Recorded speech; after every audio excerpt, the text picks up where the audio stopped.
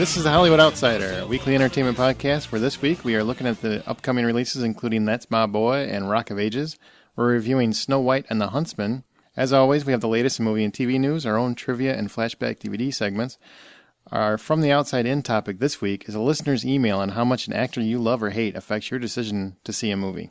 Stick around after the show credits because we're going to have a little Game of Thrones Season 2 finale spoiler cast, but that won't be until after the show is over, so you don't have to worry about hearing anything about it until the end. Subscribe on iTunes, Stitcher Radio, or anywhere else you can find an RSS feed. With that, I am your host, Aaron Peterson. With me today are my fellow host, Scott Clark. How you doing, Aaron? Doing super. I'm celebrating. Celebrating what? Today is the 79th anniversary of drive-in movie theaters. Is it really? It is. Congratulations. Scott brought a fact. That's cute. Wow. Get a life. That's Brian Williams. Hey, guys. Hey, Brian. And Justin McCumber. Show me to the party. What is up, bruh? Otherwise known as Samuel L. Jackson. Yes. And we brought that beaten joke back. Aaron, you look very astute today, I gotta say. I don't know what that means. You're wearing your smart glasses. You look... Some stupid without glasses? No, You astute. look very erudite. Oh, you're stupid Add all that the to your, time. It's just you look smarter. Add that to your vocabulary list. Pulling it off is I what am. I'm saying. I had to. I have a birthday coming up, and apparently the old age is bringing on the need to wear glassware. So. Yes. And Just for Men. And World War Z is the Brad Pitt zombie adaptation. I hate you, Scott Clark.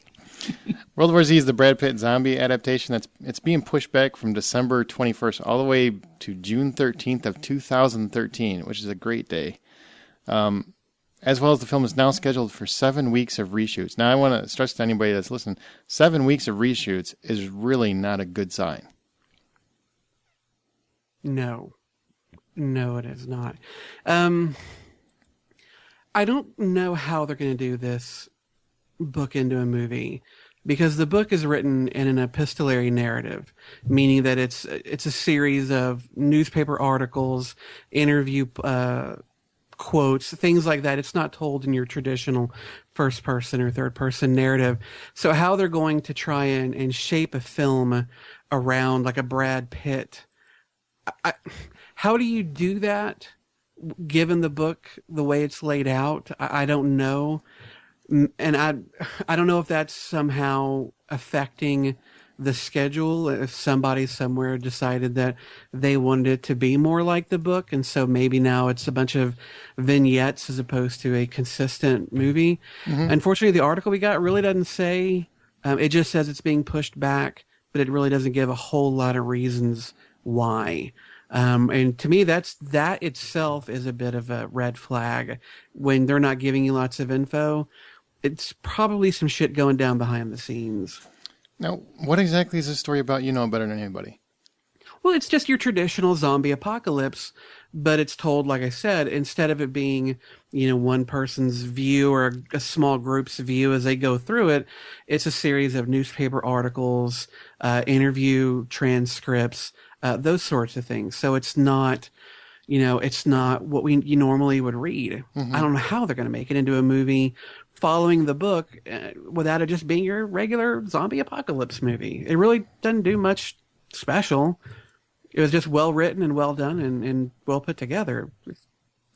I think it's just going to be your average zombie film with Brad Pitt. I can't help but wonder if there's something tragic that's happened that we just haven't learned about yet.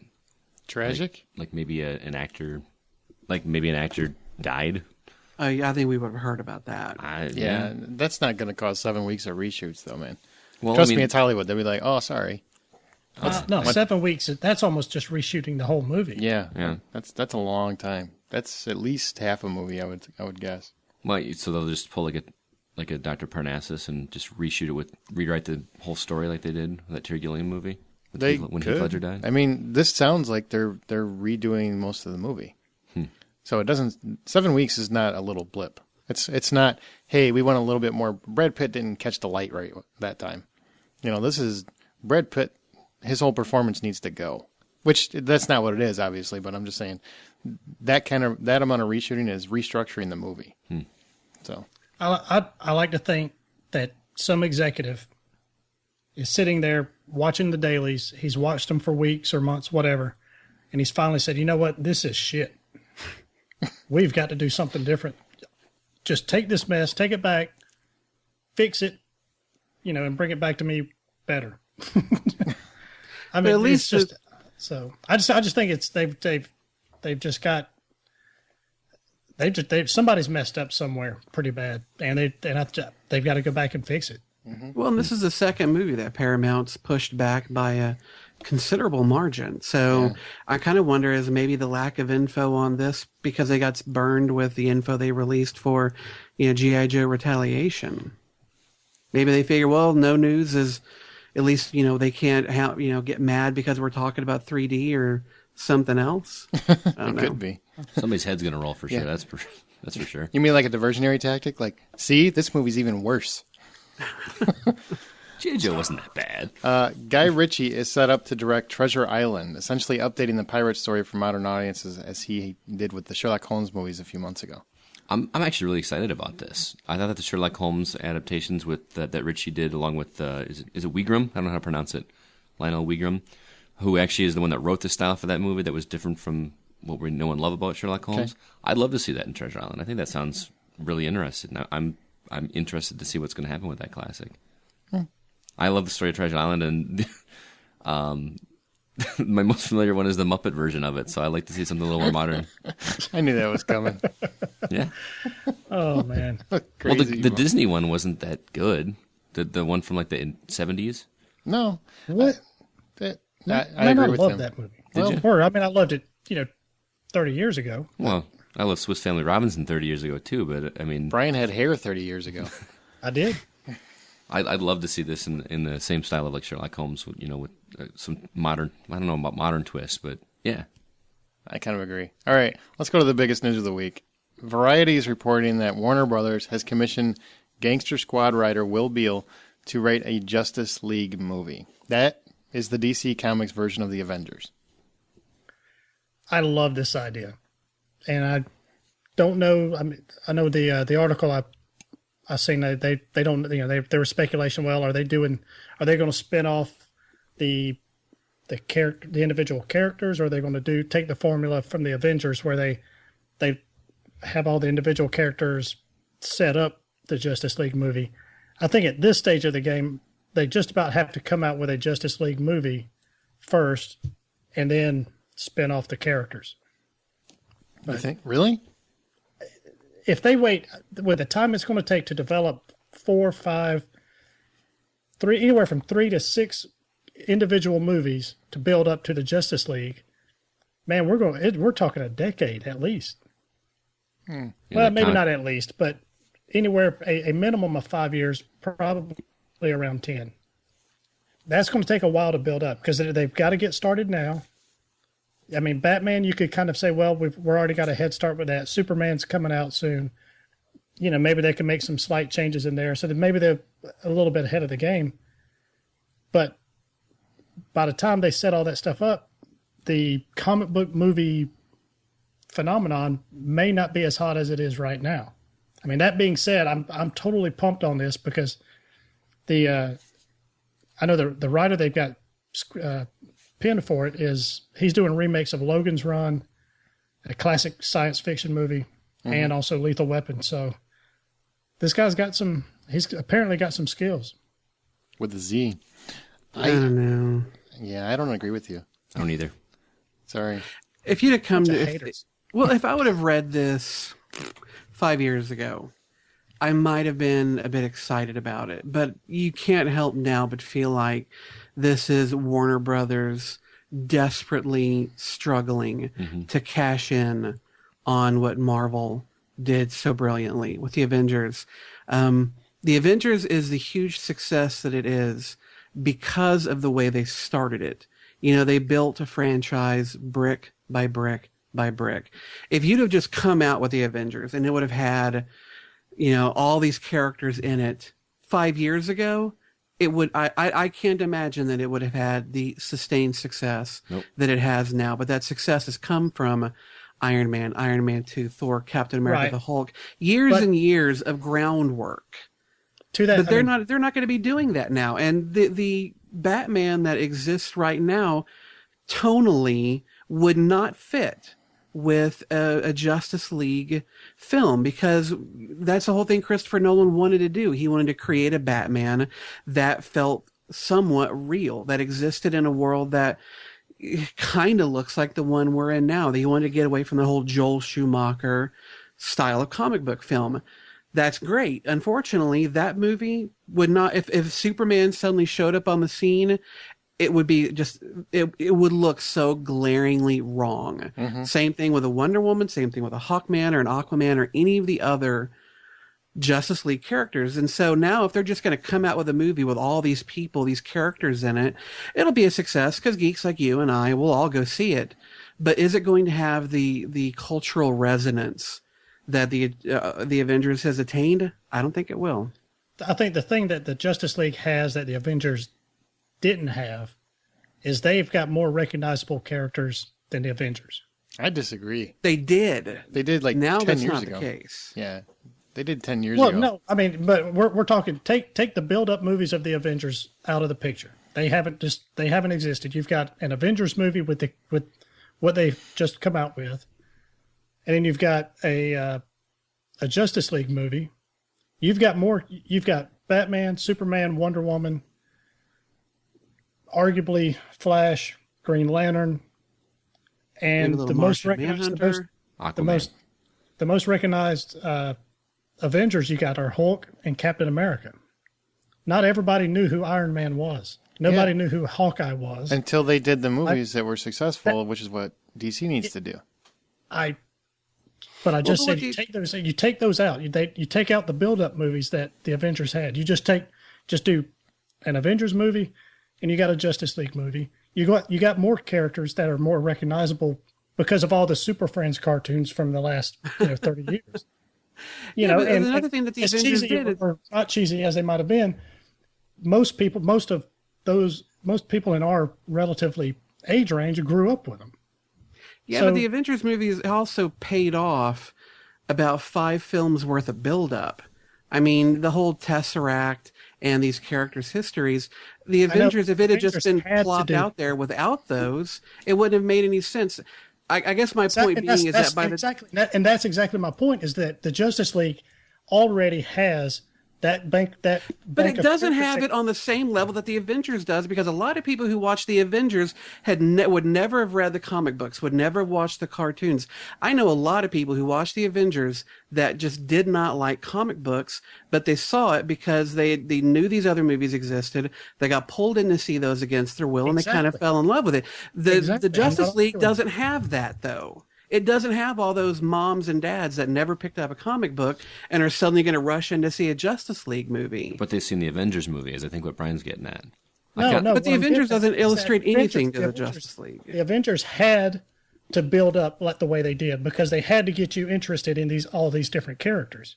You don't necessarily have to do that with the Justice League because most people are familiar with the majority of who the Justice League are. Can I interject real quick now that Mom and Dad are done fighting? I like that you guys are both really passionate about this.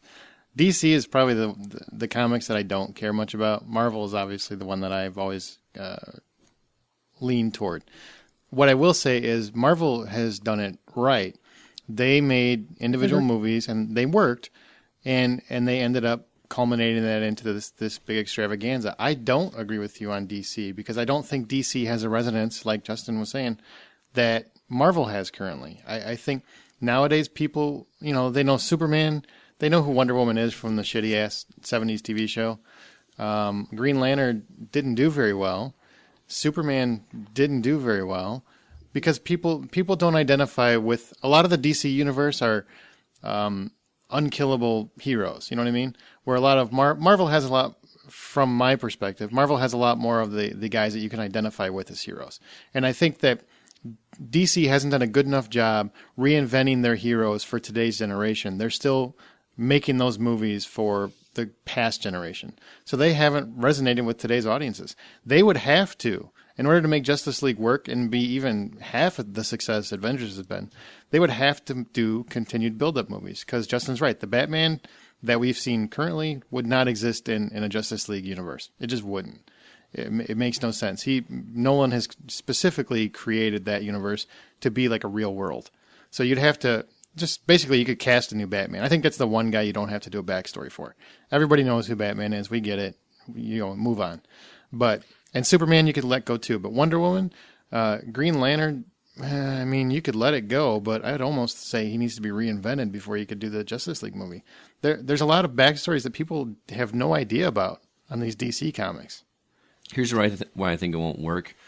Along with what Justin said about the buildup isn't there. You can't do it halfway through. We've got some Batman movies. We've got a Green Lantern movie. We've got a little bit known about Wonder Woman.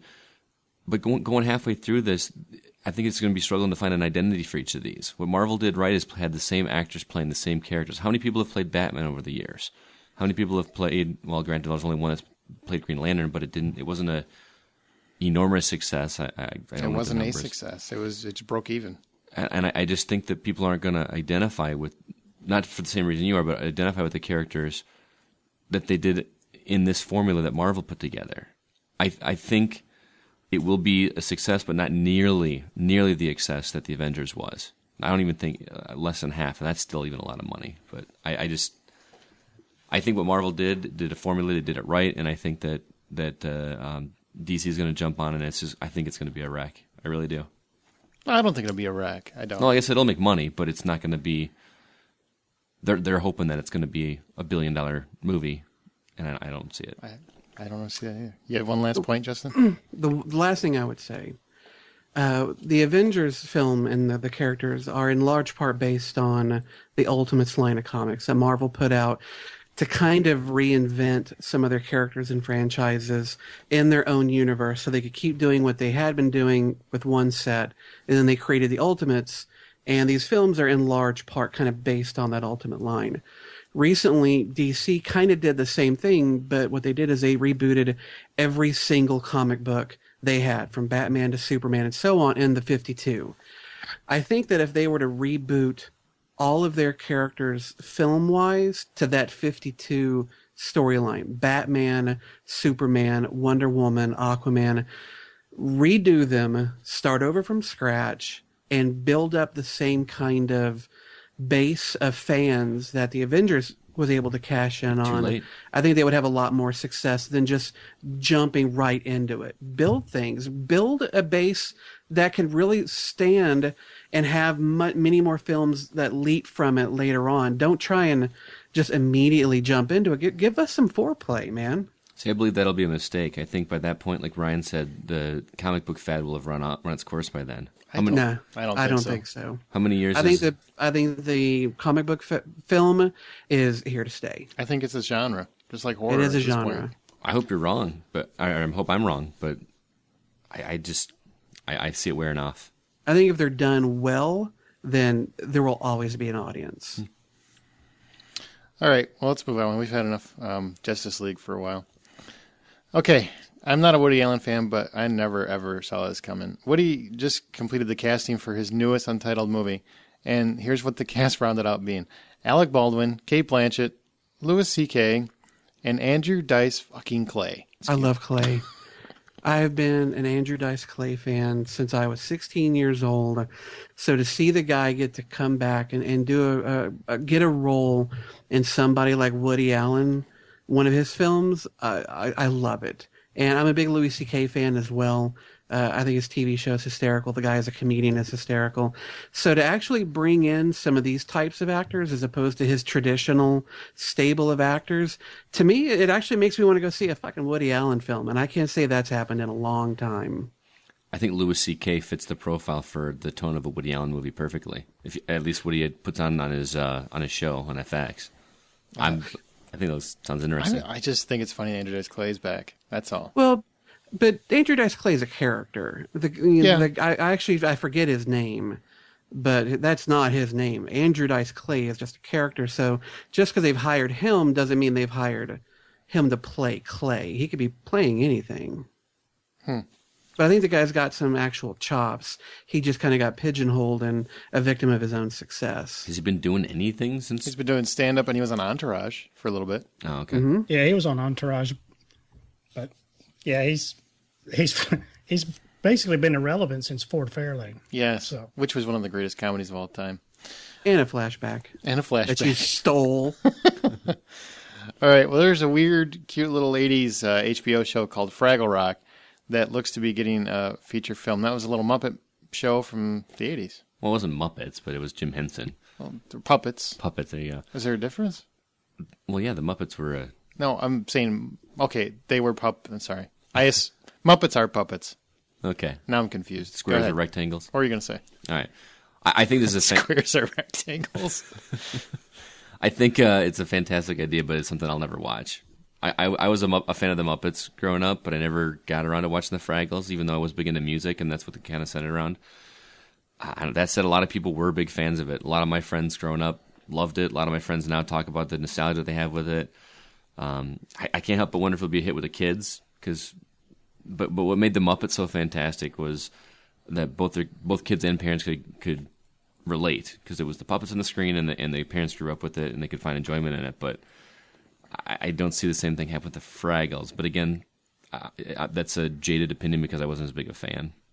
So, yeah, I don't care either. But somebody might like the Fraggles. Yeah, I watched it when I was a kid, and I don't know what the nostalgia is for. And people get so hung up on they're going to reinvent every show that was in the 80s. Right. Reinvent Night Court because I miss John Larroquette. Night Court. I'm surprised I wasn't a bigger fan of Fraggles because it was all centered around music, and I love music. You'd think I'd be, well, probably because I wasn't allowed to listen to music till I was great 21. Now it's become the Bitter Scott podcast. Yep. All right. Fox announced their schedule for 2013 and 2014. So a couple quick notes that I think are interesting. Independence Day is going to get re-released in 3D, so it's getting retrofitted with 3D on July 3rd, 2013. Come on, Justin, say it. What? Welcome to Earth. Oh, welcome to Earth. So no, shitty movies just gonna be a shitty movie up in my face. Yep. Oh, come on, you didn't like Independence Day? I liked it when it first came out. It has aged terribly. It really has. I watched it on Blu-ray recently, and it doesn't look nearly as good. Oh, fuck that. I like it. Oh, I love it. Don't get me wrong. As well as sequels to that speech is just great. This is our Independence Day. That's the best acting he's ever done. As well as sequels to Rise of the Planet of the Apes, going to be called Dawn of the Planet of the Apes. So now we finally know what it's called. It's not going to be Still Rising. And X-Men, X-Men First Class those will both hit in 2014. The interesting part about the X-Men news is that Fox registered the Days of Future Past, a popular X-Men time travel comic with the MPAA. God, I read that so long ago. I can't even remember what that was about. I'll tell you. Okay. Good, please. The basic gist of it is you've got two. This was about the time that I started reading X-Men, back a way long time ago. But basically, you've got the X-Men that's in the present, and they're trying to stop an assassination on a senator who's against mutants. He's all for like mutant registration and that kind of stuff. And you've got another group of X-Men that's in a potential future where mutants are hunted down due to the assassination of the said senator. So you've got the future X-Men who's basically trying to help the present X-Men prevent a disaster which fucks up their world. So it really kind of, I don't know how or if it will even really connect with the X-Men First Class movie, but this story really kind of opens up the X-Men universe, cinema universe anyway, to kind of explore, they could go a billion different directions with it. So that's a good thing about it. But so that's kind of the gist of the X-Men. They could actually work Wolverine and Professor X. I mean, as he was older. You can work in a lot of the characters from the other movies straight into it. I'm guessing it's going to be animated. Yeah, it's going to be animated. I'm serious. Not for the First Class sequel? No. Oh, you mean for Days of Future Past? Past? Days of Future Past is what the First Class sequel is going to be about. Yeah, that's true. It could be. Just because they register it doesn't mean that's it. That's true. Mm-hmm. We'll that's find what I'm out. saying. I think it'll be independent from the First Class sequel, and it'll be in. It was totally just idle speculation on our part. That's what I'm saying. I do have a question for you guys, though. Do you think that the First Class films are Fox's secret way of rebooting the X-Men? Because there are things in that film that directly contradict the X-Men movies and, in fact, the Wolverine origin movie. Do you think they're actually trying to reboot it but not do it in the more in-your-face kind of way that Sony did with Spider-Man? I think they're doing everything they can to hold on to the X-Men brand, because if they don't make some X-Men movies, then they don't retain ownership of that. Did a damn good job. It goes back to Marvel. No, they did a great job. That's really, I think, all it is. And plus, it's a popular moneymaker. Makes money for them. I do wish Wolverine would show up in an Avengers movie, though. I don't think there's talk. We'll see. We'll see what happens. Real quick mention before we go to Brian. Last week we talked about Bradley Cooper's new American Sniper flick, and one of our listeners, Sean, emailed us to clarify that the longest sniper shot ever was actually 1.5 miles away. So that settles that. No more discussion. Was it Canadian, though? I'm sure it was. It's always Canadian. Yeah. I don't know. No, it was actually, I think it was an American soldier. It was taking out an Al Qaeda member or something. Okay, let's go to Brian. Welcome to Brian's Trailer Park. All right, it just doesn't feel like Christmas until you've watched a post-Civil War slave movie. So this Christmas Day, Django Unchained opens. It's the latest from Quentin Tarantino, which follows Jamie Foxx as Django. The D is silent. As a slave-turned-bounty hunter, setting out to save his wife from a villainous plantation owner. Scott, this just came out, so I don't know if you've had a chance to see it yet. But I have.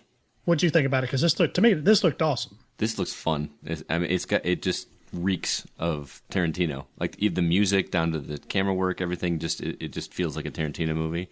It looks hilarious. Looks like a lot of fun. I think Leonardo DiCaprio looked fantastic. Y'all know I'm a big fan of him already, but his character looks he's a lot of fun, and I can't wait to see it. Well, it's my most anticipated movie of the year, so it still is. So the trailer is fine. I wish we would have had a little bit more of DiCaprio, though. Mm-hmm. I think we had a lot of Christoph Waltz, and Jamie Foxx, but not enough Leo. And that's really what it was. Did you catch him looking like Colonel Sanders, Christoph Waltz? Yeah, he does look like Colonel Sanders. I was waiting for a bucket of chicken, which would be ironic, but...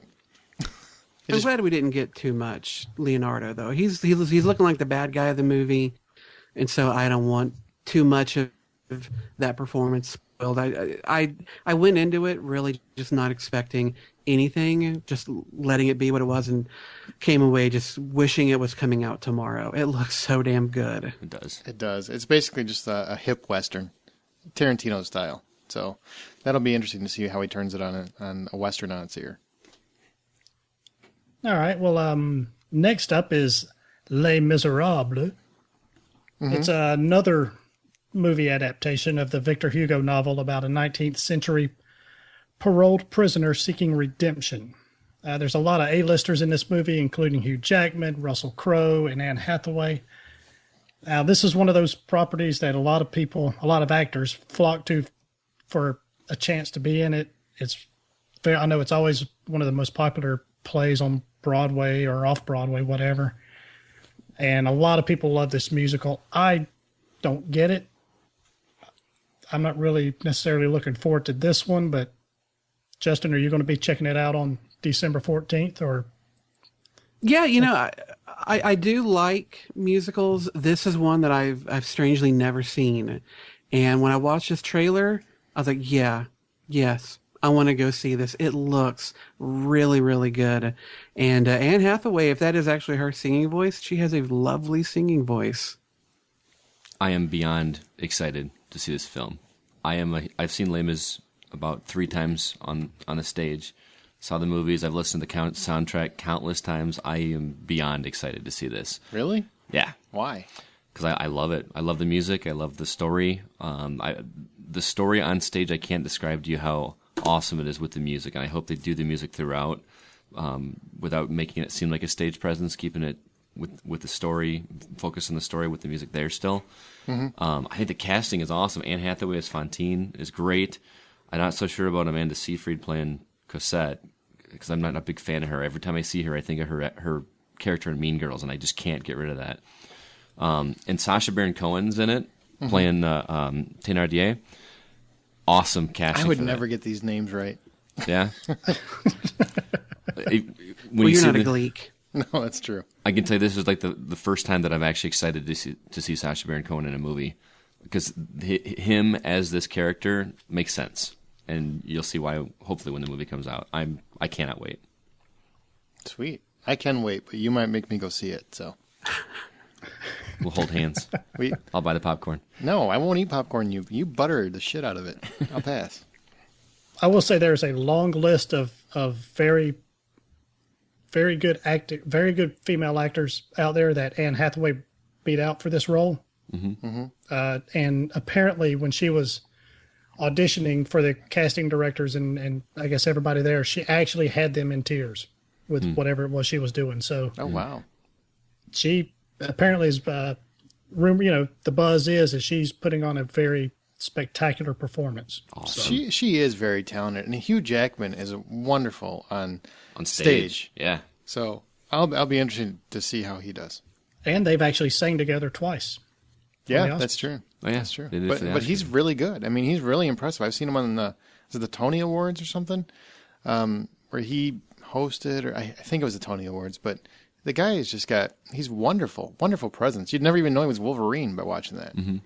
Yep. And I know you're not a huge musical fan, but some of the I'm not even a small musical fan. But well, you're not a musical fan at all. But I can tell you with all sincerity that some of the music in the play at least is spine-tinglingly good. It's full of emotion.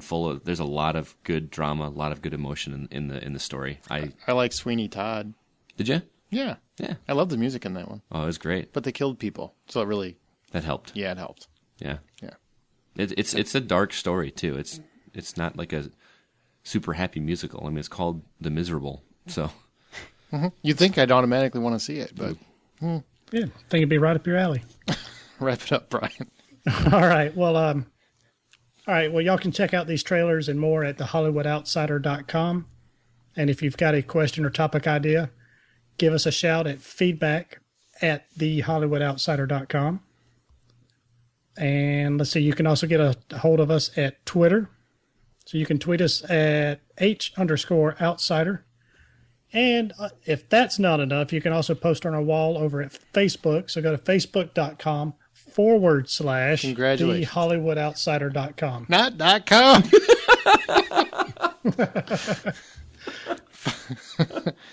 The website's .com. Facebook's just Facebook. Hey, sorry. Facebook.com / I put it in my The notes Hollywood and it Outsider. autofilled or something. So. If you say The Hollywood Outsider, the .com just happens. I understand. I do the same thing.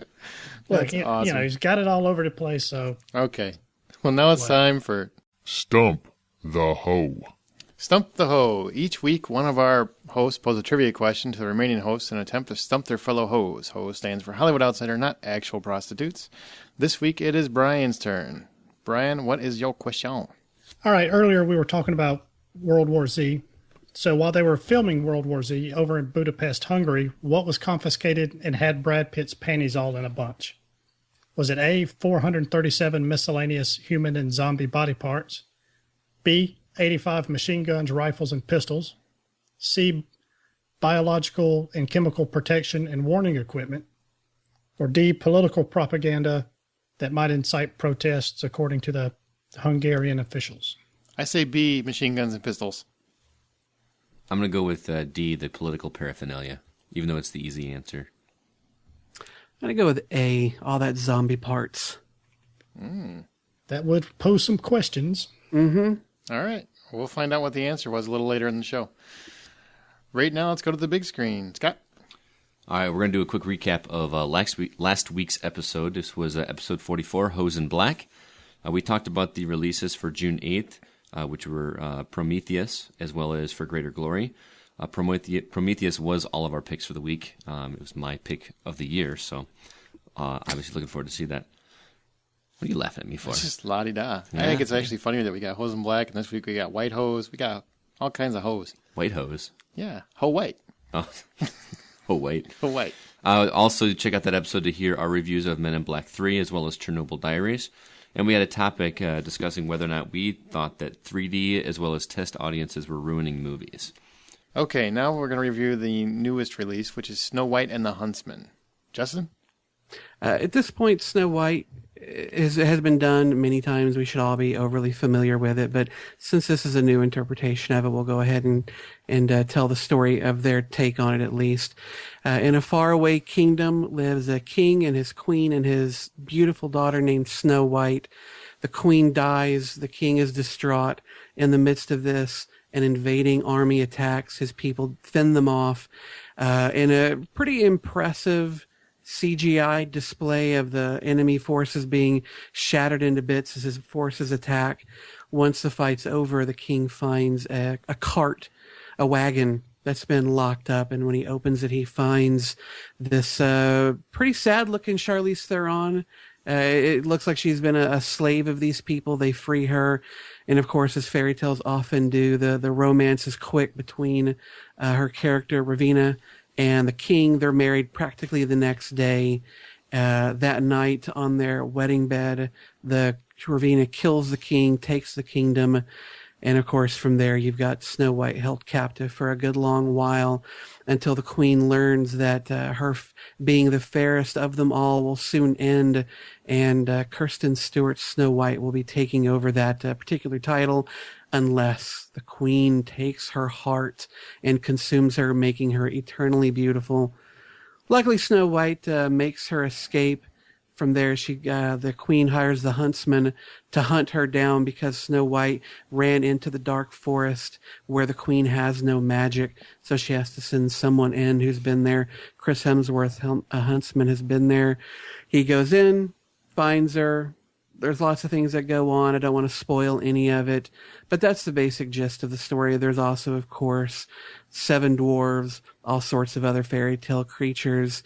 I'm curious to see what you guys think before I go into it. So, Aaron, I know you were quick to ask me what I thought, so let me be quick to ask you, what do you think? I was really looking forward to this more than Prometheus or anything else. It just looked visually beautiful. The beginning of the film I thought was fantastic. I think the first probably 30 minutes where they set up the queen and how Snow White's situation and how the queen gains the throne and everything else, beautifully done. Just loved it. I thought it was epic storytelling at its finest. And then I don't know what happened. It just got boring. Charlize Theron, fantastic. I thought she tore this role apart like I haven't seen done in a long time. She's a rare, memorable villain. I think she owns the movie. She's the only character you're going to remember when you walk away from it. So that is impressive in itself. The movie itself is shot very beautifully. I mean, the visuals and the special effects are fantastic. It's probably one of the best looking movies I've seen all year. The problem with Rupert Sanders is the guy's name that directed it. The problem that I have is the story. He did not really bring the characters to life outside of the queen. The story is kind of bland. The romance that's very prominent in the actual, the fairy tale is barely even in the movie. There's barely any romance. And granted, I might not strike you as the most romantic fellow in the world, but I wanted that romance because it's part of the story. It seemed to me like they threw in a lot of the Snow White contraptions from the fairy tale just to say, hey, look, see, they're in the story, where they didn't spend a lot of time making them relevant to the story. So, Charlize Theron, fantastic. Kristen Stewart has convinced me that she is simply just not good at acting. I just am, more and more I am convinced the only thing she can play is mopey. She has one speed, and that's mopey. She could be one of the dwarfs, honestly. I really wish she would learn how to lighten the fuck up, because I'm getting sick of every movie I see. She just looks like she wants to cry. Granted, this time she had some reasons to cry, but she's supposed to be the savior that brings the light, the joy, and the happiness. And I see her smile, which, to be honest, she has a beautiful smile. I think if she would just lighten the hell up, she'd probably be fun to watch. But because she's so dour and sad and mopey in everything she does, I just have a hard time getting behind her. Chris Hemsworth, I thought was really just Thor without any humor. He was probably the biggest disappointment for me personally, because I love Chris Hemsworth. I think the guy is just charismatic as hell. I think the director just did not know how to capture him, and I think he just came across as a pretty bland action hero. Nothing special. He didn't hurt the film, he just didn't elevate it a whole lot. But the dwarves, this is the last part, and then I'll let you guys go on. The dwarves, to me, were amazing. Because what they did, and I'm sure there's a lot of little actors that are complaining because they didn't get acting jobs because of this, but they took normal size, I don't know what you say, but regular actors that are not dwarfs. They took non-dwarf actors, and they used CGI to dwarf them. So basically, you see them, but they're like Toby Jones. You know, he's a however tall, 5'5", but they shrink him down to like 3.5 feet. So they pulled a Hobbit on him like they did in Lord of the Rings? No, but it's not done by a visual aid. You know, in Lord of the Rings, they basically just shot it at a certain angle, and that created that effect. They actually used CGI to make them appear like they were smaller people. It's really cool. It really is really cool. Yeah, They didn't have wonderful personalities, but the effect is very cool. So, They kind of Steve Rogered them a little. yeah, very much like Steve Rogers and Captain America. It's a lot like that. Very cool effect. Like I said, beautiful looking effects were wonderful. Charlie's out of the park. Everything else just average. I gave it 6 out of 10. But I do want to add, that said, my wife loved this movie. She said it was, next to Avengers, her favorite movie of the year. So, could be just me. Brian? Oh, okay. Yeah, that basically kind of sums up everything that I kind of felt about it. Visually beautiful, one of the best, like I say, probably one of the best looking movies, of the year. I thought Charlize Theron was very good. I thought maybe a little bit towards the end she was a bit over the top, but for the most part she, I don't know if she quite stole it. It was either her or the dwarves. I'm not real sure which one I would say stole it, because I was really, I was just blown away by the dwarves for a number of reasons. The fact that like every one of them are pretty well established actors, and for them to take a small role. So, but anyway, it's my problem was I just never felt anything for the actors. I never felt the nervousness, I wasn't scared for them. I wasn't excited for them. I wasn't scared for the hero. Is she going to, complete her mission or whatever? I just didn't care. And I think that was part of probably the same kind of thing that you were talking about with the story. Yeah. So, I mean, I'd give it a 5. It is entertaining, and I recommend seeing it on the big screen, but it's not going to be one of my, year's best. Yeah. Justin? I definitely liked it more than you two guys did. Mm-hmm. And I completely disagree with Chris Hemsworth. I thought he did a fantastic job as the Huntsman. In fact, other than Charlize Theron's Ravina, he was probably one of my favorite characters in the whole thing. Whatever failings his character has, I blame on the writing. I don't blame on him. I think he did the absolute best he could with the dialogue and the story that was given to him to do. I think Kristen Stewart, I actually think she can act, and there were several moments in the film where I found her performance rather compelling.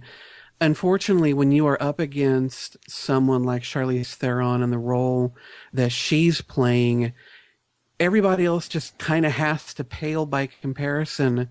There's no other way around it. It's like when we talked about Legend a little while ago. When you've got a Tim Curry dressed up as the Prince of Darkness, I don't care who you put up against him. They're just not going to compete. And her in those outfits with that dialogue, she owned that movie. She was flat out amazing. Everybody else is just going to kind of pale. Kristen Stewart paled. It's just kind of the name of the game, but I didn't think she was necessarily a weak point in the film. For me, it was really the writing that was the biggest weakness in this film. There were a lot of instances of things happening that I didn't see how they could logically happen the way that they did. The romance was not in any way filled out well enough. And it let it down in several areas later on in the film. So really my biggest complaints are purely the writing and the story. Weak, could have been a lot better, but on the plus side, special effects were fantastic. I loved so many of the visual effects they put into the Queen, to the fairy realm, the White Hart. I thought looked amazing. All those things really looked fantastic, but kind of like you guys said, though, it was really the dwarves that shocked me more than anything. The only dwarf I knew was going to be in the movie was Bob Hoskins. So when Ian McShane suddenly showed up and dwarf-sized, I laughed my ass off. And then Ray Winstone, Nick Frost, Toby Jones, they all looked like dwarves. It was amazing, and it wasn't the forced perspective that that they used in the Lord of the Rings films. It was that they looked like they used CGI to shrink them down, kind of like we mentioned earlier with Steve Rogers in Captain America, or the whole Brad Pitt in that what the hell movie World War was Z. in. But it looked really cool, and I thought the dwarves were handled really well. So on that front, I was impressed. All in all, I came out of the movie a little disappointed in some areas, really jazzed in others. I think it's, as Brian said, though, if you're going to see it and you really think you're only going to see it once, go to the theater. See it there. There are enough vistas and action scenes and effects shots that one time you see it should really be on a big screen. So I'd give it a 7 out of 10. I think I'm a lot higher on it than you guys are, but I'm also incredibly forgiving, especially for fairy tale type stories. I give a lot of leeway to that. Not too far off. I mean, I gave it a 6. Brian gave it a 5. She gave it a 7. So, Yeah. looks good. So there you go. All right. Snow White and the Huntsman. All right. Now, speed round. We did talk about Men in Black ad nauseum a little bit last week, but Justin saw it, so we don't need to go over the plot. What did you think of the movie? Yeah. I'll be real quick. Meh. I mean, it was all right. The very best I can say is that it was better than the second one.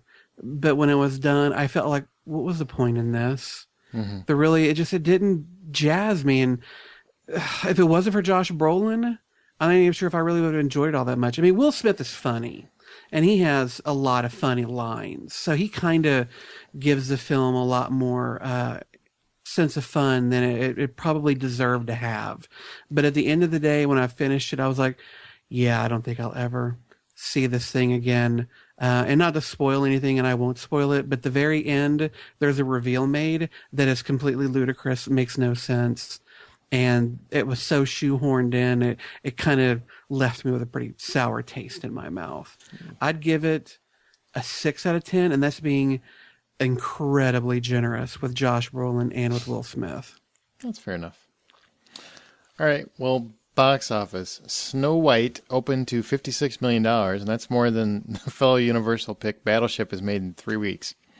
Men in Black 3 held up pretty well, but it will be the lowest grossing of the Men in Black films in the U.S. and the largest in the foreign market. It's already made over $400 million worldwide. So it made $28 million, dropped only 48%, and that's off Memorial Day weekend, so that's actually pretty good. The Avengers, it's made another $20 million bucks, crossed $550 million. Battleship made 5. So That shit is sunk. Poor Battleship. Okay, now with that, let's go to upcoming attractions with Justin McCumber. Can you feel that, baby? It's time. Justin's coming. Attractions. All right, well, June 15th, we've got 3 films that are coming out. The first one we're going to talk about is Your Sister's Sister. It's directed by Lynn Shelton and stars Emily Blunt as a woman named Iris who invites her friend Jack, played by Mark Duplass, he didn't look familiar to me. I don't know if I've seen him in anything else. But she invites him to stay at her family's island getaway after the death of his brother. At that remote cabin, Jack's drunken encounter with Hannah, Iris' sister, kicks off a revealing stretch of days. Hannah's played by Rosemary DeWitt. It's kind of cute, kind of quirky, definitely looks indie. Aaron, you're not really all that cute, but you make up for it with some quirk. So hit me with your thoughts on this one. I don't really have many. Honestly, it looks interesting. It doesn't look all that special. No. To be honest, it looks very run-of-the-mill. It looks very generic. I'm sure there's some people that are probably going to be into it. Maybe the older women's demographic, perhaps, of which I fall into. But it's just not something that's for me. And honestly, with the other 2 that are coming out and everything else that's in cinemas right now, it's just not something that I'm going to get up and go see. Looks like It's put out by IFC, Independent Film Channel. So those movies, they don't do well in the theater. So it looks like a Paul Rudd movie, but it looks like Paul Rudd was too busy. Yeah. Yeah. Yeah, it actually does. Good call. So I think it's an I'll wait for cable, Netflix, something. Okay. I think it's an interesting story, but something that'll make a good short film, not a feature film. Yeah. Yeah. Enough said about that one. Yeah. All right. The next one is That's My Boy. It's the latest Adam Sandler comedy. This one's directed by Sean Anders, who previously directed the criminally underappreciated yet utterly hysterical Sex Drive. And this is a tale of Donnie, who fathered a child with one of his teachers when he was 13 years old and grows up to be a misfit of a father who eventually loses touch with his son, Todd. Donnie, of course, played by Adam Sandler. Now, Donnie owes money, and the only person he knows who might help him is Todd, played by Andy Samberg. Much hilarity and hijinks ensue. As someone who'd probably never make a good father, but I don't know, Brian, what'd you think? I thought he was going to say me. Wow. I've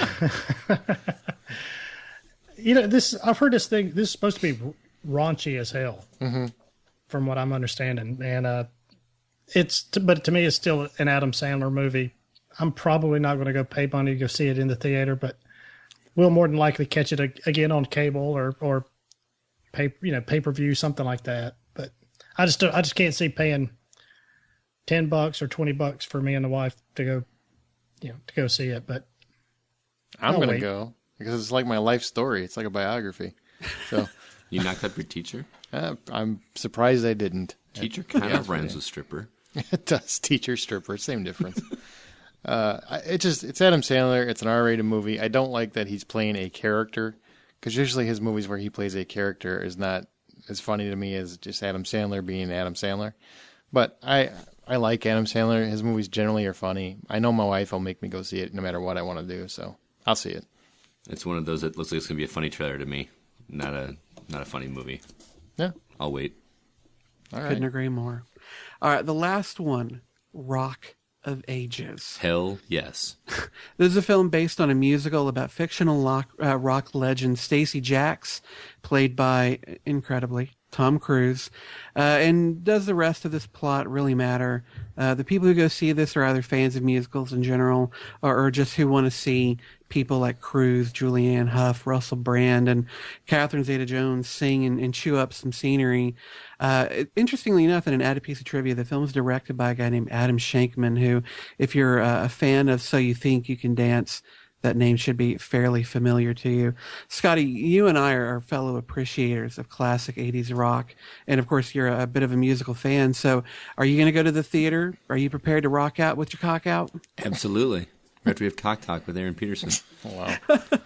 No, I'm all on board for this. I have a buddy that saw the play and loved it. He's a big 80s metal fan, cheese metal anyway, and it just looks fantastic. Especially, it reminds me of a rock version of Chicago. And I love Chicago, and I can't wait to see this. I will definitely be seeing this in the theater. Brian and Aaron, any interest on your parts? Nope. Fair enough. Man, Tom Cruise looks so awesome. No, I think it looks interesting. Obviously, it's music I know, so I mean, there's something to be said for that. But it's like an adult version of Glee. Why do I want to go see that? Because Glee's awes's That's right. Yeah, Glee was awesome the first season. I don't know if I would have gone with that argument. But Yeah. Glee is awesome. I probably would have waited a little bit later for that one. But I might go see it. Just, Malin Ackerman is bound to show her boobies in this. So Jeez. God. That's your only incentive. And the chance to go rock out, the air guitar in the theater is, you don't get that very often. So maybe. Mm-hmm. My only reason to be at all hesitant, even though Tom Cruise looks, the dude is, how old is he now? He's close to 50. He's got to be close to, if not 50. I think he might be over 50. Yeah. The dude looks fucking amazing. Mm-hmm. I mean, just buff, and he looks the part. I'm concerned if he's going to sound the part. And while in the trailer, you kind of hear him singing a little of Wanted Dead or Alive, I've also kind of heard their rendition of Pour Some Sugar on Me. A little weak. So I'm worried that in their desire to get his star power, they might also have gotten a little bit of weak singing. But I am really wanting to go see this. I love cheesy hair metal. Most of the cast appeals to me in a big way. So I wish Scotty lived closer to me so he and I could both go and just jam out. Maybe bring our Rock Band guitars and play in the seats. That'd be awesome.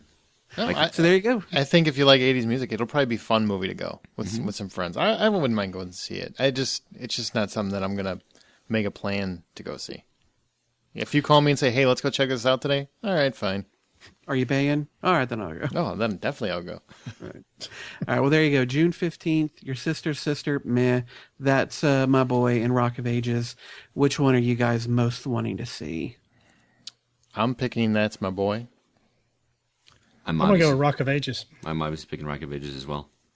Rock of Ages, so there we go. I do got to cut in that Sex Drive, like Justin said, is underrated. That is a hilarious movie. Rumspringa! Rumspringa! I've never seen it. It's good. You haven't seen it? Huh. It's good. Fuck. It's good. It's like a poor man's Euro trip. Yes. I've got Eurotrip. Can I just watch that again? No, you should watch Sex Drive. It is very funny. Yeah, it is. It's underrated. I don't Seth want to Green is oversell a it. surprise funny in that. Okay. Who'd you say? Seth Green. Oh, he's awesome. What did you say, Spaceman? All right. What's this movie?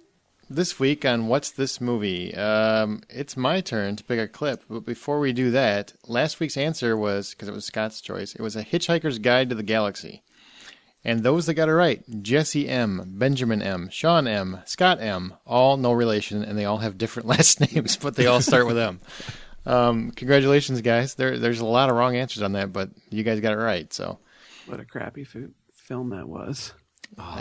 He it could have been so much better. A lot of people like it. I didn't like it, but Scott seems to think it was the bee's knees, so to speak. So, okay, now it's my pick, and honestly, it's not going to be as hard as I would like it to be, but it's a great clip. So here you go. Your friend, the girl, could have turned me in. Why didn't she?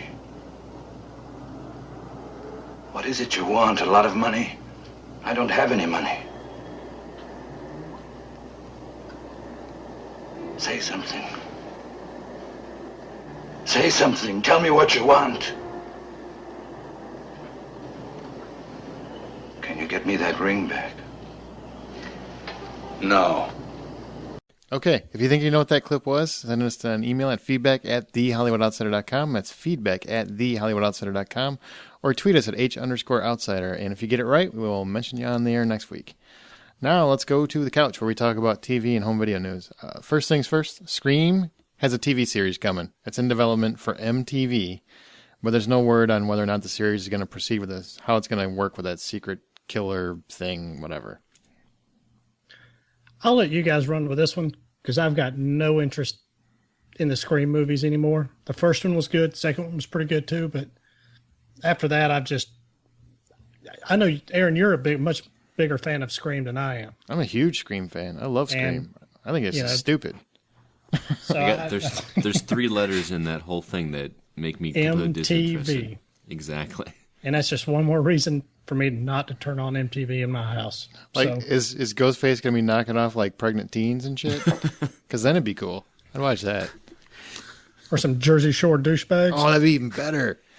Was this the show that caused them to cancel that Losing Your Virginity TV show? Is that really a TV show? Oh. They were going to make a show called Losing It, and they decided not to. Yeah, I wonder why.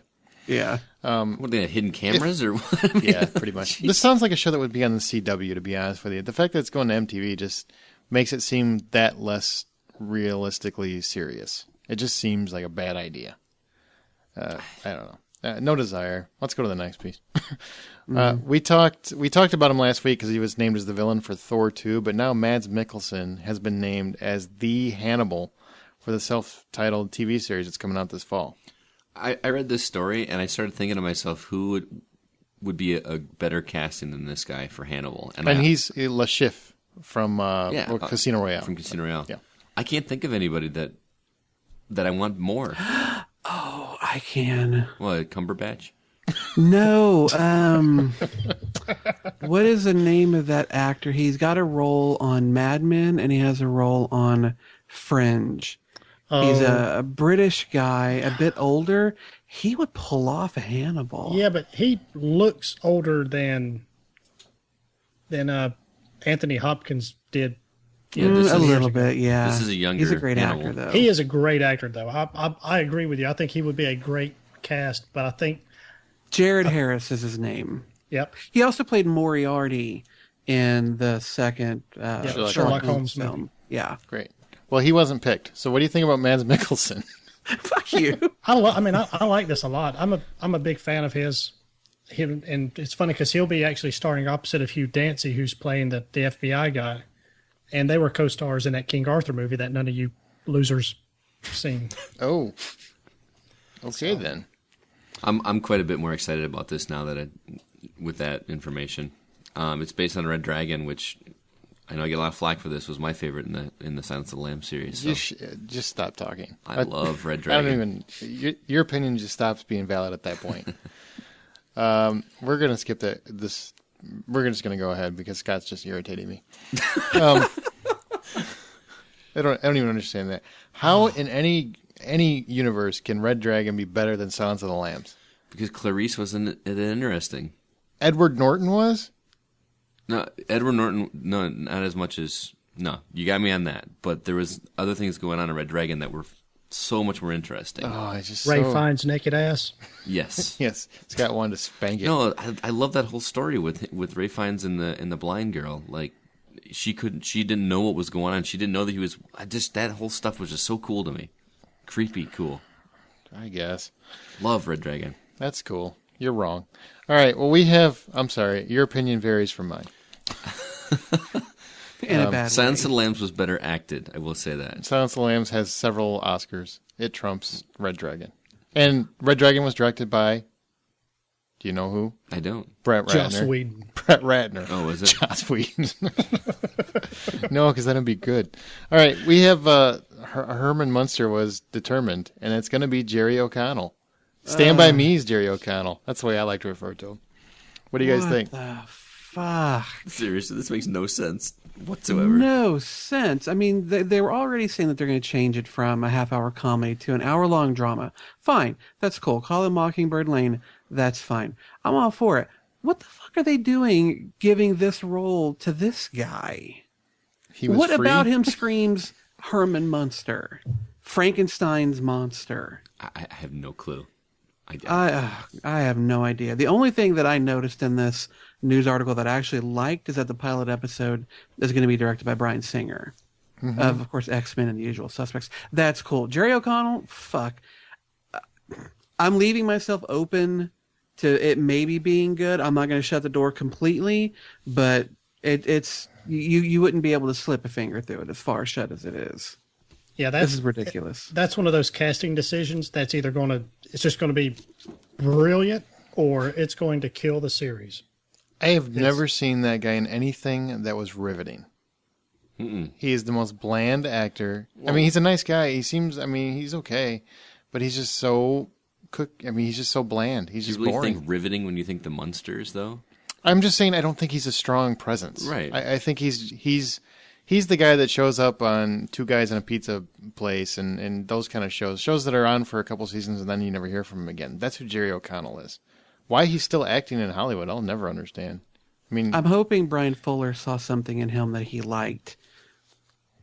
He's got some comedy skills. I mean, he's kind of he can be kind of a funny guy, but to me, he's just kind of a middle of the road actor. But I just think I don't think he's tall enough. I mean, Fred Gwynn was like 6'100" or something like that. I mean, I know he had on platform shoes, but he's still a very, very tall person. But and Jerry O'Connell is a tall guy, but they're going to have to do some work to make him look like an imposing Herman Munster. Wasn't he the My Secret Identity guy?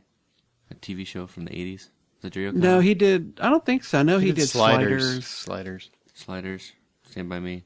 Stand By Me. He was the fat kid in Stand By Me, but he lost weight. Now he looks good and stuff. He's got Rebecca Romijn Stamos. I liked him in Jerry Maguire, but that was a very minor role. Yeah. And, of course, his whole thing in Piranha 3D was kind of funny. Hatfield and McCoy's. Brian, you saw, granted that was last week, and it did get the finale ended up with record viewers, 14 million people. What did you think of it?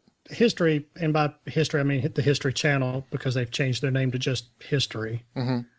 But History has just done a fantastic job. They really hit the ball out of the park with this one, and I hope they continue to do large, epic miniseries like this.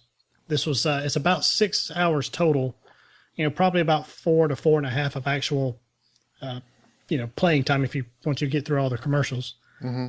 But Costner and Bill Paxton were both sensational as the stubborn, vengeful former. I didn't realize they used to be friends. Mm-hmm. They were actually friends in the like a war, Army. Right? Civil War or something. Right. It's got a number of really good supporting characters.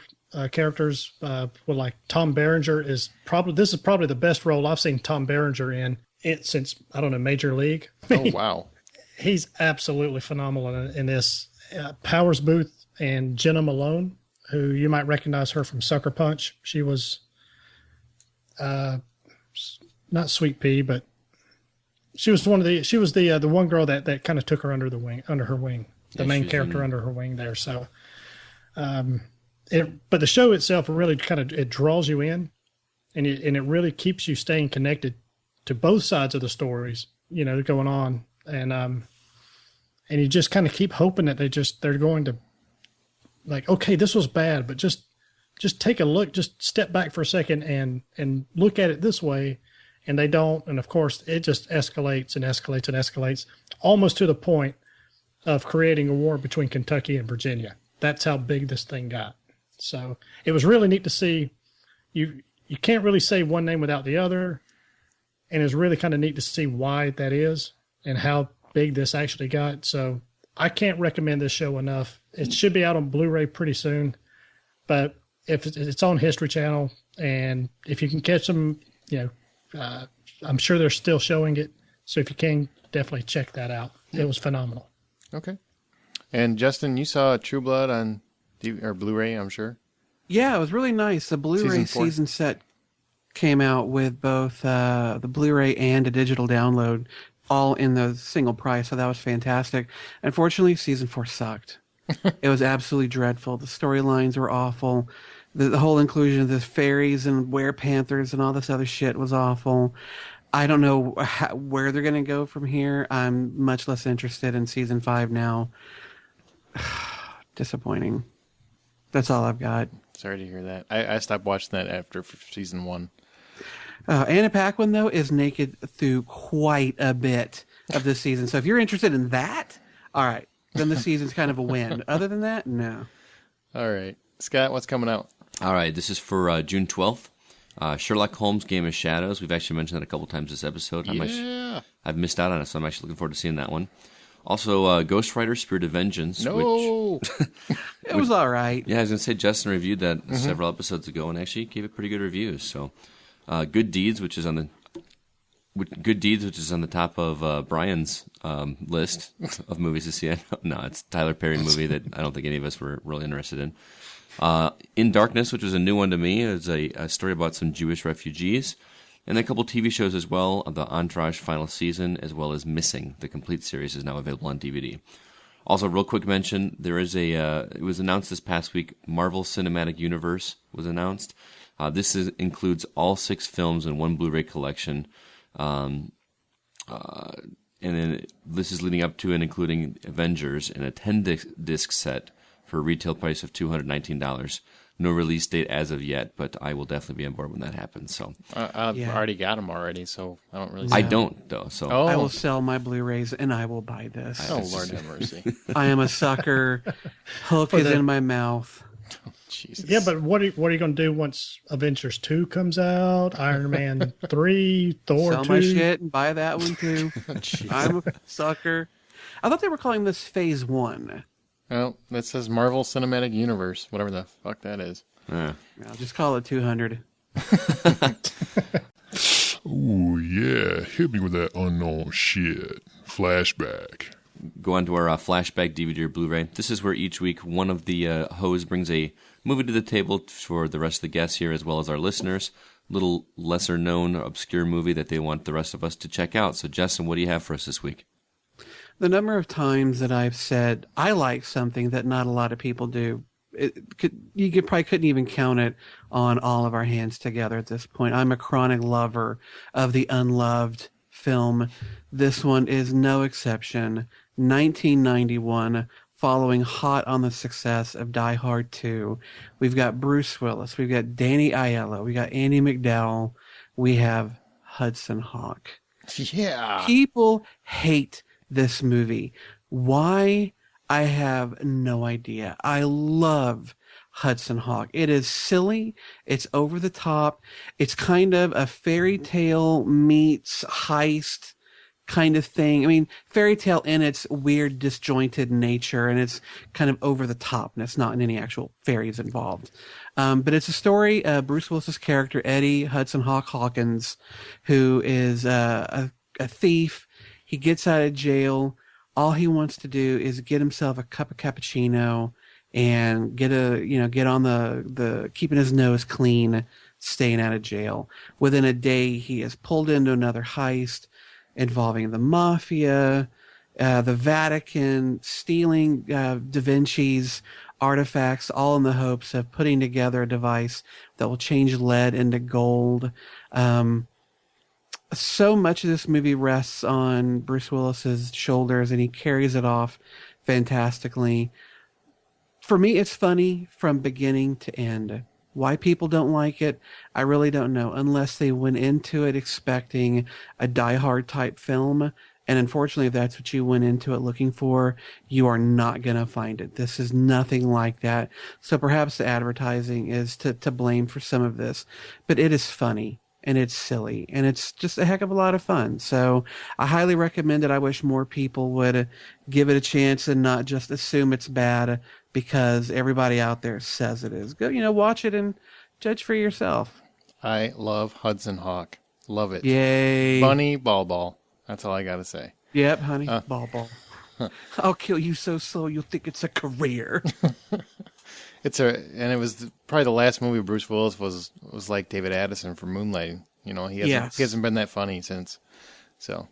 Yes, unfortunately, it does not look like it's on Netflix, either for instant or for DVD. Man, that's sad. That is sad. That's too bad, but it's a good movie. It's really funny, quirky, interesting. Yes. Really over the top, but that's all right. All right, our Stump the HO answer. Brian, what was the question and the answer, please? All right, here. Let's go. Let's see. While filming World War Z in Budapest, Hungary, what was confiscated and had Brad Pitt's panties all in a bunch?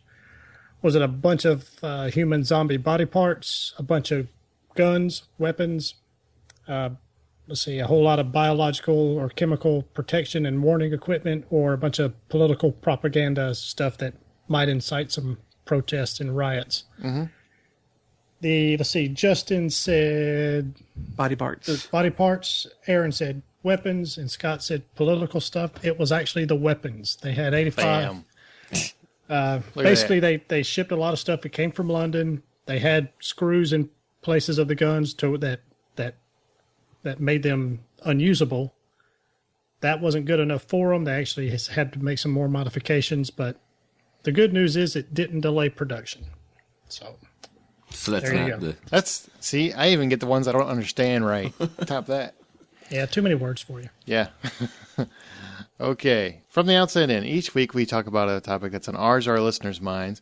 This week it was actually an email sent to us from Jessie M., who she wants to suggest what our topic should be, and it's a great idea, so we're going to talk about it. Here's Jessie's email. I found you guys a couple months ago on Stitcher, and I'm loving it, with an exclamation point. I've heard you make several comments about our 2 female listeners, so I guess now you can say you have 3. Thank you. Please bring more. I'm still going through all your old episodes, so maybe you've already talked about this, but here's a topic that came up in our house this week, which we haven't talked about it, so it works out. Because of his role as a producer on the Karate Kid remake, my husband has refused to see any Will Smith project for the rest of time. He had always liked Will Smith before, but felt that remaking a perfect movie, quote-unquote, to use his words, was a crime against humanity, and he is placing all the blame on Will Smith. I'd put it more on Jaden Smith, but that's just me. I just assumed he was kidding about this, but this last weekend I discovered he really meant it when he refused to see Men in Black 3 with me. I told him about a possible Bad Boys 3 that he would miss, and he seemed a little sad, but he won't even see that because of the principle of the thing. So my question is, are there actors, directors, or producers that will turn you away from a movie you would have otherwise seen just because they're involved? If so, is it because you don't like their work or because of some higher cause or principle? In other words, is my husband full of shit? On the other hand, are there folks you always go see no matter what movie or TV show they make? I never would have seen Cabin in the Woods except for the fact that Joss Whedon was behind it, and I am so glad I did, as you should be, ma'am. Well, keep on keeping on, Jess. So the question is, well, you heard what the question was. What do you think? Justin, is her husband full of shit? Well, as far as Karate Kid goes, I think he's perfect film. Are you kidding me? Karate Kid is a decent film at best. And I think the rose-colored glasses of nostalgia maybe makes it seem better than it was. In my opinion, it was not a perfect film. The fact that they remade it didn't bother me one bit. So I think he's kind of starting off from a pretty faulty position right off the bat. That said, no, I don't think there really are any actors or directors or anybody that would deter me from seeing a film out of hand. You know, I'm not the biggest Sacha Baron Cohen fan, but, you know, the fact that he's in a movie isn't going to keep me away from it. I think that there are far more people that would draw me in where I might not have necessarily been drawn in otherwise than as opposed to keeping me out. What do you think, Scott? I feel pretty much the same way. I mean, there's been a lot of actors that I don't like, but I'm not going to not go see something just because they made a poor movie in the past or something like this. I'm with Justin in the fact that the Kung Fu Kid wasn't as... Kung Fu Kid. Well, there was no karate in that movie. Yeah, so. I know. Yeah, that's accurate. That's true. It's funny every time I hear it. I'm not as pissed off about that. I enjoyed the movie for what it was. I think they just slapped the name Karate Kid on there. Well, I mean, it was the exact same story, just with a different martial arts style. But It wasn't a terrible movie. I thought it was a decent enough movie. I liked the original better, but that's also not a perfect film either. So, no, there's nothing that's going to keep me from seeing a movie that I'm interested in. You know, if I were pissed off at Will Smith, I'm not going to not go see Men in Black because I like the Men in Black series. I mean, I'm not going to let something like that deter me from having fun with a movie that I want to have. Bri? God, I hate to agree with you guys because I love to argue, but I'm kind of in the same boat. But I try to keep an open mind with a movie. It's like Ryan Gosling. You know, I'm not crazy about Ryan Gosling. No shit. But it's more about that Drive movie than the rest of his work. The rest of his work is actually decent. Yeah, but I mean, it's kind of a running joke with this. Oh, it's got Ryan Gosling. Brian hates it or won't watch it. But you know, I try to keep an open mind with it because I used to be like that, and there turned out to be movies where I was like, oh, hey man, this guy actually did pretty good. So I don't really bring politics or whatever somebody did in their personal lives into my entertainment. You know, I don't care that Stanley. I mean, okay, it's bad. I don't want this to be misconstrued in any way, but like Stanley Kubrick, what was it, statutory rape 40 years ago? Roman Polanski, I'm sorry.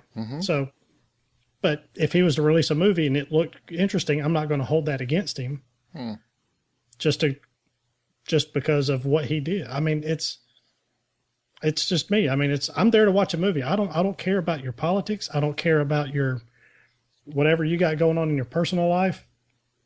Entertain me. That's what I'm paying my money for.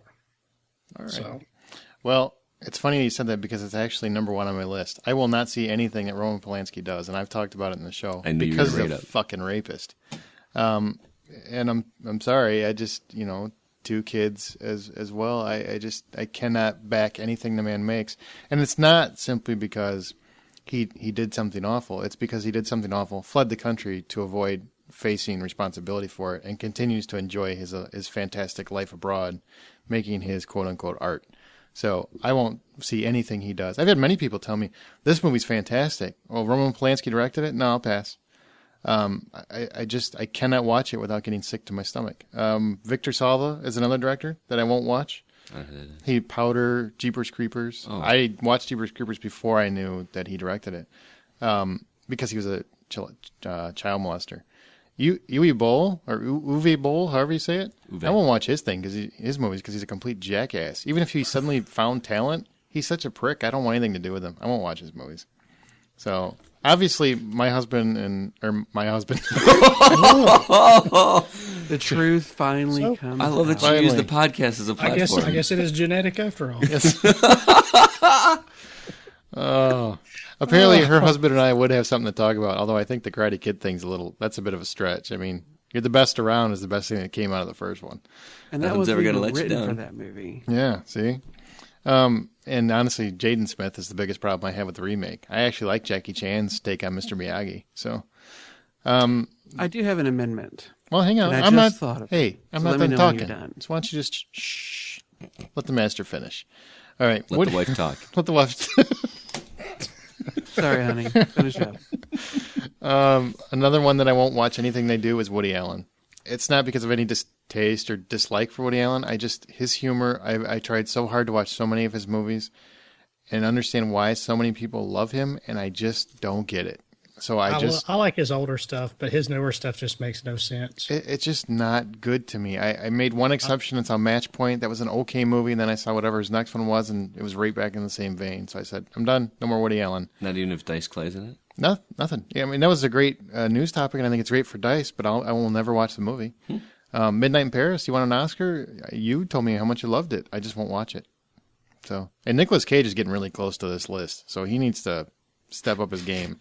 M. Night Shyamalan isn't too far from it either. Yeah, that's true. Now go ahead, Justin. Go ahead, honey. You can talk. M. Night, that's actually a good choice. If I didn't love The Sixth Sense and Unbreakable so much, he would probably go on that list. But God damn it, those two films are so magnificent. I cannot discount them. But anyway, there is an author, world famous author named Orson Scott Card. And he has a book that's probably one of the most famous science fiction books of all time called Ender's Game, that people have been clamoring to have a movie made of for years and years and years, decades. It's come up. They don't make it. It comes up again. Finally, they are making the film as we speak. I will not ever see that movie. I will not do anything to give that man one red cent. He has such a hateful anti-gay agenda that he is pushing so hard that I cannot, even as much as I want to ignore him, I can't ignore him. He won't let me ignore him. And so fuck him. I'm not watching his movies. I'm not reading his books. Period. You will not see me in that film, in that theater, buying it. Fuck it. I don't like the man. I don't like his politics. And if he would just shut up, I could try and work through it, but I'm not. I can't. I'm done. Fuck him. There we go. Now let's flip the script and let's end this topic on a more positive note. What about guys that you will see, or guys or girls, I'm sorry, actors, directors, producers, you will see do no matter what? Even if it's poorly reviewed, maligned, whatever, you have to see it. I'm going to guess Joss Whedon for you guys. Oh, God, yes. Yeah, I mean, she already said Joss. Yeah, let's get that out there and just knock it out of the way. That's a given. Okay. Joss Whedon, J.J. Abrams, I don't care what he's doing. If he's involved, I am immediately interested. It may not sustain, but I will be there. Kevin Smith is another guy who has never let me down. So anything he does, film-wise. Huh? He's the best around. Yeah, he's the best around. You know, even that TV show that they're doing, Comic Book Man, I enjoyed. And most of his podcasts I enjoy. So those three guys, I'll pretty much be there no matter what it is they're doing. But those are the only three that I think directors get my interest more than actors do, because a director is much more a part of that, an intrinsic part of the film, whereas an actor kind of goes from job to job. So I don't think there's an actor that draws me immediately or pulls me away. Even George Clooney, as much as I love the guy, I still haven't seen The Descendants. Oh. So I can't say he will get me in a theater no matter what. But Abrams, Smith, Whedon, yes. Scotty? Nobody? No. I mean, like I said, kind of the same on the other side of the token. I mean, I'm not gonna. I have to have some kind of interest in it before I'm gonna commit to seeing it. I mean, as much as I like an actor, like a director, maybe Christopher Nolan, because I have yet to see a movie of his to my recollection that I didn't like. But I mean, I still have to have some interest in the story, some interest in what's going on in the movie. I wish I was that smart. Kurt Russell, number one. I don't care what Kurt Russell's in. I will be there. In fact, when he dropped out of Django Unchained, I almost cried. Because that was like a perfect mesh. It's like Tarantino and Kurt Russell. Tarantino's another one. I will see anything Tarantino does. He's proven to me, I don't care how much he rips off other filmmakers. He does it with style. I'm fine with it. George Clooney, because I think he's really become one of those actors that no matter whether he's producing or he's behind the camera or he's in front of the camera, he really seems to really only take projects that matter to him. So I feel like it's worth it to give it a shot, because I think sometimes, 1 out of 3 times, you're going to find something that's really special with his work lately. But Kurt Russell's my big one. I mean, Kurt Russell, Steven Spielberg, Harrison Ford, Bruce Willis up until the last couple of years. Obviously Joss Whedon, but Kurt Russell's number one. I see anything and everything Kurt Russell does. And notice who's not on this list is Bruce Campbell, because a lot of what he does is shit, and I realize that. Oh, don't leave out Michael Bay. I will see anything that motherfucker puts on the screen. I make no apologies. What about you, B? Man, between the three of you, you just about hit up my whole list here. Michael Bay he's absolutely somebody that I don't care what it does. Commercials, music videos, whatever. If his name's attached to it, I'm going to check it out. George Clooney he's that guy that I really don't care what the story's about. I like him so much, I'll go see him. Mm-hmm. And, it's just, he is our modern day, I guess, golden age of cinema type actor. Mm-hmm. Like Cary Grant. The Cary Grants. The Bogart, yeah. Exactly. He is that guy there. And I really don't think there's anybody else in his class at this right now. Mm-mm. And he's just above. There's him, and then there's a big gap, and then there's everybody else. And there's a lot of great actors out there, but I used to have Tom Hanks in that list too, but he's fallen off the last several years. So, well, I think a lot of what we kind of grew up with is as the big actors, the Harrison Fords, the Tom Hanks, mm-hmm. Those types of guys they've really faded. Their stars have kind of faded, and they don't make the same engaging movies that they did in the 80s or 90s. Yeah. And that's unfortunate, because they were some great movies. Like I say, the Harrison Ford action star were some of the best action movies ever. Mm-hmm. So, but those, he'll break a hip getting out of his trailer at this point. Well, I want to thank you, Jesse. That was a really good topic. We didn't argue. Yeah, because I had to actually think about that a while, and that made my brain hurt. So, yeah, and Justin and I apparently are the only ones that care about the rest of humanity. So, I'm just saying, we're taking a stand. Hey, I spend my $10 in the movies to get away from the rest of humanity. That's fair enough. Just saying. Good call. Okay, well, coming up next week, we're going to review Prometheus. We're going to look at the upcoming releases, Abraham Lincoln Vampire Hunter and Brave, and we'll have a new Ho topic. So if you guys have any suggestions you want to shoot our way about what to talk about, send them to feedback@thehollywoodoutsiders.com. That's feedback@thehollywoodoutsiders.com. You can find us on Facebook.com/TheHollywoodOutsider. See how I just stopped there, Brian? It's amazing. You can always find us on the web at thehollywoodoutsiders.com. That's thehollywoodoutsiders.com. Tell your friends, subscribe on iTunes, Zune, Google Reader. Listen on your Stitcher Radio app. Please give us a thumbs up if you do, or anywhere you can find an RSS feed. I want to thank each of the podcasters. Brian Williams, who's available on Twitter at BrianWMS. Thanks, Brian. Benedict Cumberbatch. You're going to just... Justin McCumber, who's the host of the Dead Robot Society. It's a weekly podcast for aspiring writers, available at deadrobotsociety.com. Thank you, Justin. It's been a pleasure, man. And his book, Haywire, as always, is available at Amazon, Barnes & Noble, iBooks, or for your Kindle or Nook. And Scott Clark, host of the Official Thread podcast, who's got a new episode coming out. Yes, happy E3 week, everybody. Yeah, E3 week, that's right. His podcast, The Official Thread, is available on iTunes and Stitcher and at Official Thread on Twitter. New episode's coming out. So make sure you stick around if you want to hear about Game of Thrones, if you're a fan of that. It's the main episode is over.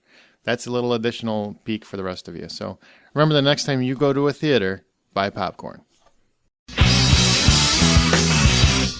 Okay, if you're still listening to this, we are doing a spoiler cast for Game of Thrones finale. Basically the last 2 episodes, because it was almost a 2-parter, I would say.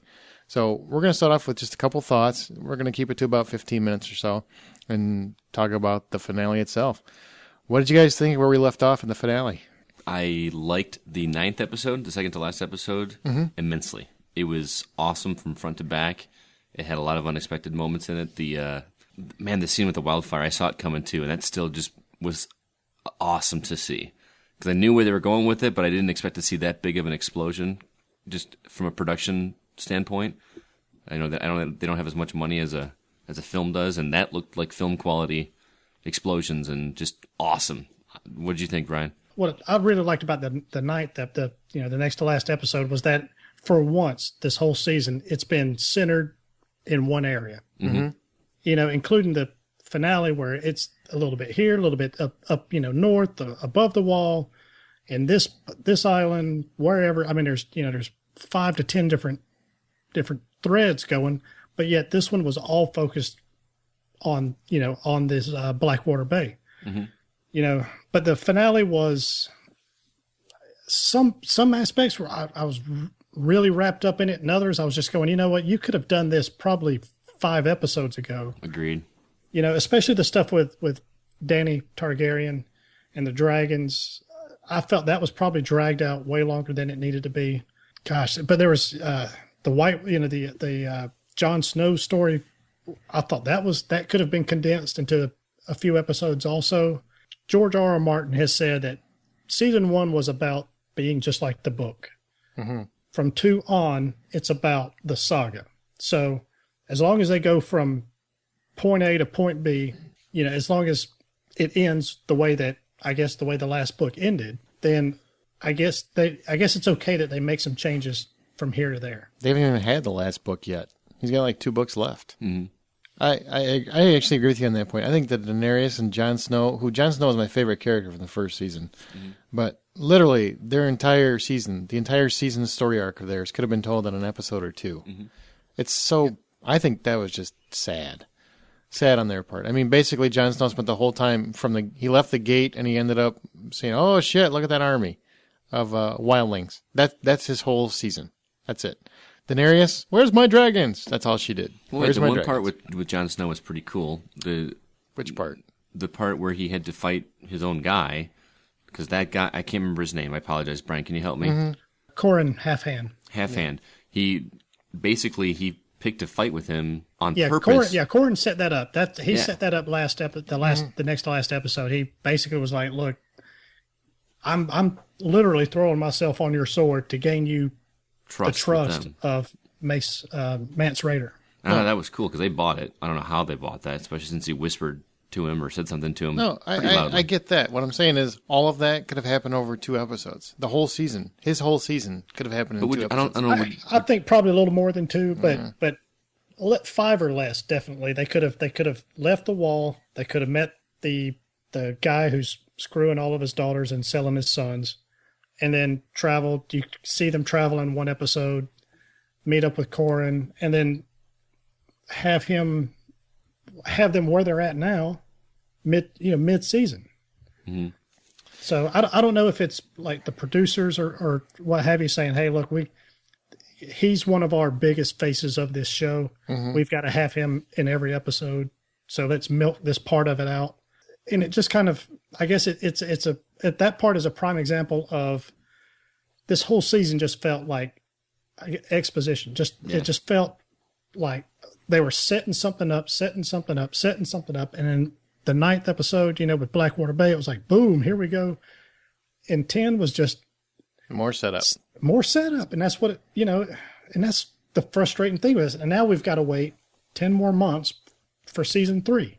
Yeah, and the sad part was, I think, just like what happened with the first season, like at the end of the first season, Daenerys was set up because, okay, she's got her dragons. I'm like, oh, this is going to be kick ass because you got this dragon storyline. She spent 10 episodes. And they're not any bigger than they were when they were born. No, yeah, no, right? They're not even they can any break bigger. fire now. But Sansa and Joffrey are. Yeah, but they they got to be 6 feet tall each. I don't know. I mean, she spent an entire season. All she did was she went to a city. Somebody stole her dragons, and she got them back and found out that now they can breathe fire. That was her whole season. Mm-hmm. But granted, I think they both have the best setup for the following season, but they both had the best setup the previous season too. Mm-hmm. So that really doesn't reassure me. I'm actually really disappointed with their storylines together. The one thing about the finale let's get back on track with the finale. The one thing that just irritated the shit out of me, and I've had several people I've had this discussion with, what the fuck is with, there's 500 guys outside of Winterfell. What is with there's 500 dudes outside of Winterfell, and they're going to march their asses in here in the morning. But apparently they just knock out, what's his name? Theon, whatever. And knock his ass out, and then they leave. They burn the whole village. Nobody fucking notices, and they don't get slaughtered by the 500 guys that were supposedly waiting outside that are no longer there. I don't understand that at all. Somebody please explain this to me. I did a little research on this because I was baffled by that too. I said, what the fuck happened? From what I gathered, basically what it is they, of course, they knock him out, which, by the way, that speech, that was awesome. That was probably one of the best scenes of that episode, was his just awesome speech just to be knocked out and then going, I thought he'd never shut up. Yeah, I was finally like, hey, I'm actually going to like this guy for once. Okay, but what's the story? So basically what they do is they knock him out and they basically give him to the Starks, or the Stark men, who are led by the son of, if you remember the guy with the gray beard who's upset because he's like, look, my sons are dead. Your sons are, your kids are captured. You're talking to Catelyn mm-hmm. Stark. He's like, look, hey, yours are captured. Mine are dead. I want revenge. So his son has led that group of 500. And they're the ones that burned Winterfell. I don't know the reasons why, but apparently they fucked up that burning scene, apparently. Who says this? That's what happens in the book, or what? Yeah. Well, that doesn't matter to me because they didn't show it in the show, so there's no continuity. It's fucking stupid. It's a really glaring error in continuity in the series' part because it made no sense, and it left a huge plot hole that made no sense. Those guys never should have made it out of there. They just shouldn't, based on what the show showed me. So, I was actually really on the. It was distracting to me too because but I wouldn't go as far and call it stupid, but it's, to me, I noticed it. It piqued my interest as much as just about anybody else, but I just overlook it and say, okay, whatever. It's a glaring plot hole, to say the least. Seeing them fuck over Tyrion, I can never say his name. I always say Tyrion. I don't know why. Tyrion, after he saved the city, I thought was fantastic. I thought it was a great look at real politics. Yeah, that's just a small look at what this whole show is you got things going one direction, and all of a sudden the next episode they're going the opposite direction. Mm-hmm. I just want the Lannisters to have a little bit more character, because the same issue that I had with last season is the issue I had with this season, which is the villains have no depth as far as I'm concerned. They just become more and more cookie cutter evil. Cersei and Joffrey, yes, you love to hate them, but I'm getting sick of that's all there is to them. I mean, all they do is just royally want to fuck over everything that walks. And that part is getting old with me, because it just seems like, you know what, show me a little bit. Show me how did Joffrey get like this? And don't give me that, well, look at his mom. Yeah, I get that. But, I mean, there's got to be some method to this kid's madness. And all we see is him being just evil and twisted. And we don't really see any other side of him. I don't know. That part frustrates me a little bit. But what is a good villain in TV to you then? Because every TV show out there, I guess I want to see what your standard is for a great TV villain. What I'm saying, because the majority of these characters, you've got very few just ultimately good characters at this point at this stage in the game. That again, I haven't read the books. I'll give you a villain in the same show, Littlefinger. he's a very well-written character because he has a good side. I mean, he has heart and warmth when he needs to, and he's a vicious fucker when he needs to. There's more than just one side to him. And there's a lot of characters in the show that are very well-written. But Cersei and Joffrey are, I mean, I know people like them and they just give you, oh, God, they're so evil and da-da-da-da, but they're just so cookie-cutter. I just think they're badly written. They're well acted, but badly written. Because all they are is just bad. I mean, whenever you see them, you know whatever's coming out of their mouth is bullshit, and whatever they're going to do is evil. And that's just when you have a show that. So you've got out of the dozens of characters out there, Jesus. and most of them are shades of gray. They might be considered bad or they might be considered good, but they do some things that are contrary to what their general perception is. Mm-hmm. Because of whatever the situation is that they're dealing with. I think it's fine to have just an outright villain. Hey, this person is just a total asshole, or this person is a total bitch. I'm fine with that. I'm sorry. When you have a show that goes this far to try to illustrate the black and white to each person's individual character, and then you have a couple specific ones that are just black, I just think it's badly written. Those characters are badly written to me. I remember when we had this discussion on the first season. We had a little spoiler cast when that came out on DVD, and we had this discussion about the depth of the characters. And I remember in a scene, and I think it might have been in episode 9. Yes, there's one scene. Yes, in season 2. No, and there's one scene in season 1. There's one scene in season 2. There's so much depth. No, I'm not trying to argue with you. I'm trying to say that that's where I saw at least some depth, and I'm wondering if it's the same scene when they're locked up in the basement and she's having that heart to heart with Sansa, so to speak. Mm-hmm. Is that what you're talking? You know what I'm talking about? Yeah, I know what you're talking about. That I was like, well, wow, I'm seeing her open it up. But like you said, that's pretty much it. I'm just throwing that out there. I'm not arguing either one way or the other here. I think that's the argument Justin gave when we talked about the first season. It just doesn't hold, man. This is a show where so many they go to great lengths to illustrate that there is so much gray in each person. But these particular characters are so ridiculously over the top bad and evil. I mean, bad as in evil. It just becomes no, not bad. It just comes across as like they honestly take me out of the story because every time they come out, I'm like, oh, are you serious? You're that twist. Don't get me wrong. I love to hate Joffrey too. Love to hate Cersei too. But it would be nice if there was some more consistent grayness to their character than just outright evil because they try so hard to make that apply to everybody else. It's a weak spot for me. They've shown soft sides to Cersei a couple of times in the first season. I think they've done fine with her. I'm fine with Joffrey being just a completely, for what I don't even care the reasons that he's such a sadistic fuck. Oh my God! You guys would give those fucking a pass no matter what happens, so it really doesn't matter. So. No, not really. No, yes, I mean, you would. Yes, you would. These are very valid points, and I'm not the only person in the world that thinks this. But for some reason, because the rest of the characters they're all gray, so just let's forget this bad story writing. No, it's bad characterization. You're a hater. No, I'm not a hater. Those two characters are poorly written. Everything else is very. It's not as good as the first season. We disagree. We're not going to change either one of our minds. Exactly. So, what do you hope comes up next season? What are you looking for? Besides more depth for Cersei and Joffrey? Joffrey. That's it. And the fucking dragons. Don't lose those bitches again. Because if they do that, I'm done with the show. If I hear her say, where's my dragons again, I'm done. That's it. Otherwise, I'm good. I want in season 3, I want a little bit more satisfaction than I had in season 2. At the end of season 1, I was really stoked. I mean, I watched it in like a week or two. But after it was done, I felt satisfied. I didn't feel like, God, I have to see season 3 right now. I feel like I didn't get enough information out of season 2, and I want to feel more satisfied with season 3. That's me personally. I'm not saying season 2 is bad.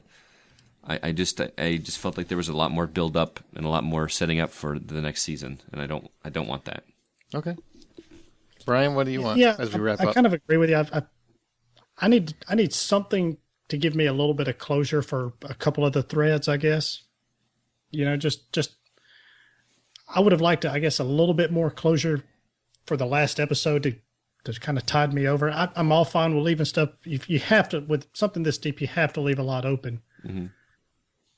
But this is you just got to give me a little something. It almost felt like they could have just ended it with the episode 9, and I probably would have been fine with that. But yeah, it's glad to see them finally show the White Walkers. You saw them episode 1. You haven't seen, of the season 1, and you haven't seen them since. That would have made a great episode 1 for season 3. If you'd ended with season 9 or episode 9, and did episode 10 around the horn, I think I would feel a little more satisfied. Honestly, they did the same thing with season 1 though too. Like I think I'm the only person that thought that the White Walker from this season, the very first episode, was much cooler than the one we actually saw. I like the shadowy scene. one with the eyes. I didn't like the actual CGI representation of it. Oh man, the dude on the Lich King on the I just thought, horse. Look, magic zombie, cool. Oh, I thought that looked badass. I thought that looked amazing. Well, I didn't. I thought it was kind of cheesy. The horse was like skinned and yeah, a zombie horse. I really prefer the shadowy look of this season when the show first came out, but that's my personal opinion. It's cool. The show's getting a little bit more magic than I hoped. Like I said, I never read the books and I don't care, so people can argue with me all day long. It doesn't really matter to me. I'm sure they'll keep it. I don't know how prominent it gets. The one thing I do like that Daenerys actually caused this by hatching those dragons. There wasn't magic in this world. It was long gone. She brought dragons back into the world. Now magic's slowly coming back, which is why the White Walkers, I think, are coming back. All that stuff, all this stuff ties together. It seems like Brian said that they aren't tying the threads together quick enough. And there's they're just making more loose threads than they are tying any together. As big as this is, they really need to go to the twice a year type of seasons that a lot of shows are doing. And for a number of reasons. Just there's so much material. They've got plenty of, if they're only doing 10 episode seasons, they've still got plenty of stuff that they can do for another one, for another season in the same year. And but also these young actors are growing like weeds, man. They're pretty soon. I don't know how much longer Joffrey or Sansa lasts, but they're not going to be believable as the ages that they're supposed to be. Right. And they're already talking season 3. They're breaking up book 3 into season 3 and 4. So that's good. Well, so I mean, that's a long time. Well, we'll have a spoiler cast come right before season 3 starts. So just tune in for that. That'll be a longer look at, and we'll go through the whole season. But that's kind of what we thought about the finale. It looks like we're going to have White Walkers, so get ready for it. Thanks for listening, and come back next week for more Hollywood Outsider.